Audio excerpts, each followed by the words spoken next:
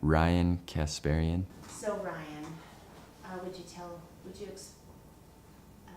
us about what you were experiencing when you were going through the depression on your mission? Okay.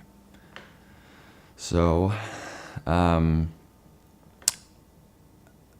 as you said, I was serving a full-time mission for the Church of Jesus Christ of Latter-day Saints, and I was experiencing some just really hard days, things that were very difficult, and I was hitting a few low points, and it was just very challenging, just mentally and emotionally.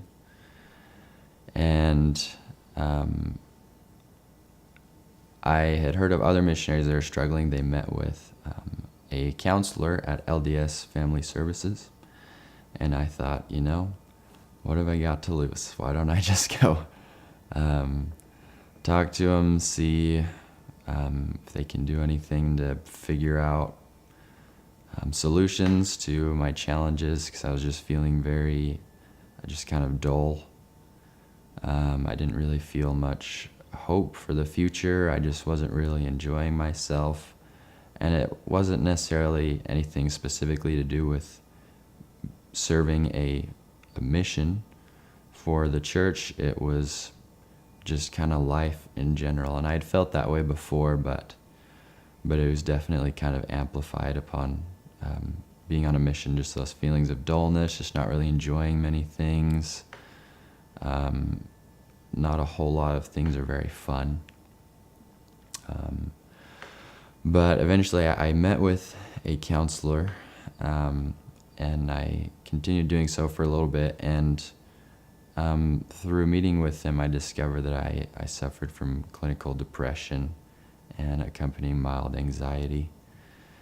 And it was kind of a positive and negative thing. Positive to know, like, okay, there's actually a real challenge that I'm facing, and not just, I'm not just weak. I'm not just totally incapable of doing hard things. Like, there's an actual mental struggle, a mental illness that I'm facing. So that was good. But it was also challenging to know that that's something that I was afflicted with, something that was a part of me at that time, and still is to some degree. But it was hard. It was very exhausting, because outwardly, as a missionary, you try to be happy, you try to portray positivity and hope and light. And I did feel that to some extent. I did genuinely want to share that with people and help them. But it's hard to be someone that's strong and that's positive, or hard to act strong and positive when internally you don't feel strong or feel positive. And so I just felt very exhausted for a while, because I felt kind of an inner conflict, trying to portray someone and be someone that inwardly I wasn't feeling. And it was just very exhausting to kind of try to outwardly portray those positive things when inwardly I felt negative. What was your worst day? My worst day was probably 6 or 7 months, actually probably 7 or 8 months into my missionary service. And I remember just kind of in the morning time, I just kind of felt very dull. Just those same feelings of kind of exhaustion. I was just kind of tired of trying to help these people when I need help myself. And it's good to serve when you're in need, but facing depression, it can kind of add some other factors into that.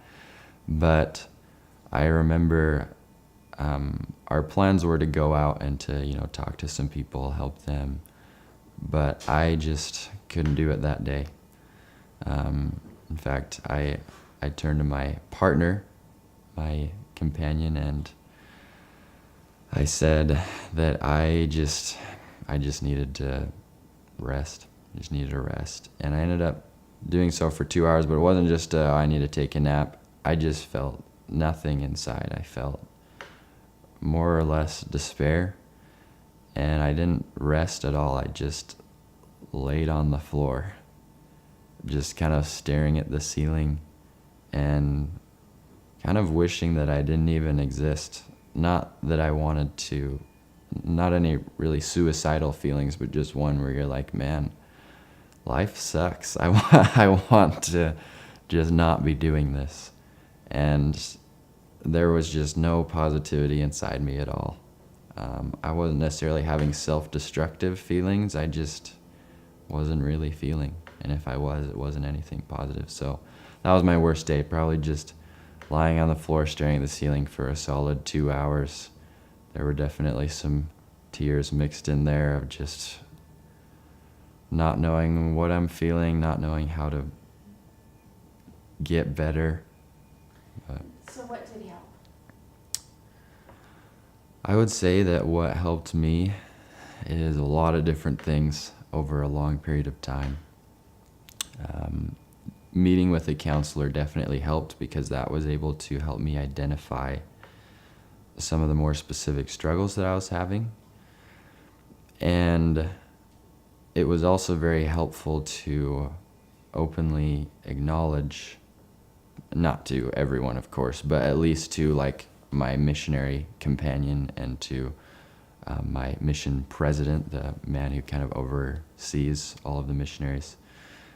Just that I was struggling with those things, because I think too often when we face mental illnesses, we kind of try to keep it to ourselves. We might almost feel embarrassed, like, oh, I'm facing this. What are people going to think? But there really shouldn't be any more shame in acknowledging a mental challenge than a physical challenge. Like, oh, I broke my arm. That's not something to be ashamed of. And in a similar way, mental illnesses, we shouldn't be ashamed of acknowledging them and trying to deal with them and overcome them rather than just suppressing them. And so that's what I think led to a lot of progress, is not suppressing the challenge, but facing it. And I think another thing that helped is over time, kind of through meeting with the counselor and also just really turning to my faith, trusting in God, who I believe in. I'm just trusting in that higher power to help me. And through doing those things, I was able to find hope. And rather than letting my current circumstances, which were negative, make me think that the future will also be negative, I was able to recognize in those moments of trial that, the future doesn't have to be exactly how it is right now. It can be fantastic, because there's that phrase we sometimes hear that is sort of like, learn from the past, live in the present, and look to the future. But because we're living in the present, sometimes if our circumstances are negative, we look to the future in a negative perspective. At least that's what I've found for myself, and I think that's true for many others. If our current circumstances are positive, we're probably going to be very hopeful, like, man, my life is going so well, great things ahead. But initially, when I struggled with those things, it was very easy for me to think, oh, well, if I'm feeling this way now, the future must be pretty dull and lame and challenging and not filled with much joy or hope or any of those things. But through just using the resources that were available to me, turning to my faith, serving others the best that I could, even when I was the one that was primarily struggling, I was able to look to the future in a positive light and a positive perspective, even when my current circumstances were negative. And that was very helpful to be able to develop some hope looking forward. Wonderful. So using those tools, and did it help you then you fulfilled the rest of your mission? So those tools helped you Yes. the rest of your mission? Yes, all those tools. And I don't know how much of a factor this played, but eventually I actually did use some medication relatively light, just kind of a 10 milligram of a specific thing per day. And I don't think that was a life changer by any means, but I do think that it helped, because from what I understand about mental illnesses and those things, they're due to some things not totally right in the body and in the body chemistry and those things. And so I think the medication helped me to be stable enough to where I could use those resources effectively. And over time, I just became more mentally and emotionally stable. I was able to gradually find more joy and happiness in things. And as I pressed forward throughout my mission, it got better and better. And really for the last year, I mean, there were still very large challenges, not only with depression and anxiety, but just with life challenges and the challenges that come from serving a mission or really doing anything in life. But I found a lot of joy in what I did. And I was, in fact, really sad to come home because for that last year or so, I just felt very fulfilled. And I felt that I was effective. I was helping people. I could see the changes in their lives. And so it grew to be a super positive experience. And I loved my experience serving as a missionary. And so it was definitely a total turnaround that happened over a while, but eventually through just using all those resources, pressing forward with hope, I was able to get into a much, much better place to where I loved life rather than didn't. Wonderful, wonderful. So, I mean, you know, it's probably something, are you anticipating that these are tools you're going to be using in the future, and what do you see for your future? Moving forward, I definitely see myself continuing to use the resources that are available to me. I haven't been going to counseling for a while, but that's definitely something that I'm open to if I face further significant struggles in the future. Medication, that's something that I'll likely kind of consult with a doctor about and just see how things are going throughout time. But as far as other resources, such as just turning to my faith, serving others, striving to develop hope even when we have a hard day, those are absolutely things I'll be doing throughout my entire life. Because even for those that aren't dealing with a mental illness or any other very significant challenge similar to that, those are still things that I think we should all be doing. We should all be serving others. We should all, if we believe in God, if we have a faith, we should all really cling to that and use that to help us move forward and trust in that higher power. And just trying to develop a positive perspective that can maintain through each day, even when the days might be a bit of a roller coaster. Awesome. So you reached out and you used your resources, and your companion and your mission president. It sounds like you reached out and got connected with people. Mm-hmm. How important do you think connectedness is to others in facing and going and handling that kind of a challenge?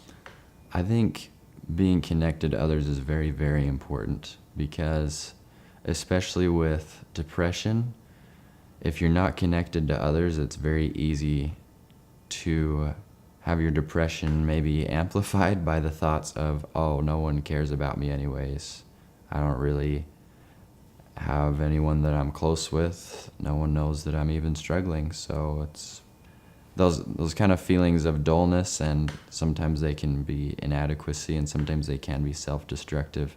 Those can be amplified and kind of spurred on if we aren't connected to others. And especially for those that deal with suicidal feelings and thoughts. Some of the things that go into that is feeling, oh, life would just kind of be better without me. But when we're connected to others, I think it's easy for us to recognize that they care about us, because there are a lot of people that do care about us, whether that's family, friends, even strangers can care about us. And so being connected really, really helped me to know that there were people that knew what I was going through, that were willing to help. And even when I didn't directly turn to them, it was still very helpful to just have in my mind, you know, there are people that care about me. There are people that know me. There are people that are willing to help if I need it. Very, very helpful to be connected.